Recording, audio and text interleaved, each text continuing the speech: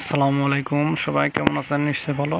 অবশ্য আপনি স্ক্রিনে দেখতে পাচ্ছেন এগুলো হচ্ছে কলমির মেলা কয়দিন ভিডিও আপলোড করি নাই, কারণ হচ্ছে কলমি যেহেতু এখন আমার ছাদে, আর যে কলমি ছিল সে এখন ধান চাষ হচ্ছে। আজকে কলমিগুলো সব হচ্ছে রোদে শুকাচ্ছে, কারণ হচ্ছে আজকে কলমির শেষ দিন হতে পারে, কারণ রোদে একটু শুকালে দেখা যাচ্ছে কম ভালো একটু হবে। আর কলমির ফলন কেমন হয় সেটা আপনাদের একটু বলে দেবো, তবে তার জন্য ভিডিও পাবেন। আর কলমি কি দিয়ে মারবো সেটা আপনাদের দেখাবো।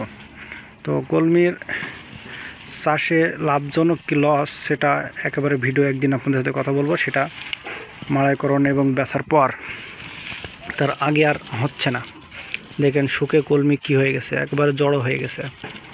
দেখেন একটু ঢোকাতে দেখেন শুকে গেছে, এরকম চাপ দিলে সব গড়মুড়ে মানে হয়ে যাবে, একবারে ছোট হয়ে যাবে। তো অবশ্য দেখছেন এখন রোদে শুকাচ্ছে। তারপর হচ্ছে ঘরের বাড়ির ভেতরে অনেক বড় জায়গা আছে, তো জায়গায় দেখা যাচ্ছে মাড়াই করা হবে। আর এখন ছাদে হচ্ছে এগুলো সব শুকাচ্ছে। আর কী দিয়ে কোন গাড়ি দিয়ে মারবো তখন আপনাদের ওই মারার একটা ভিডিও একসাথে দিয়ে দেবো।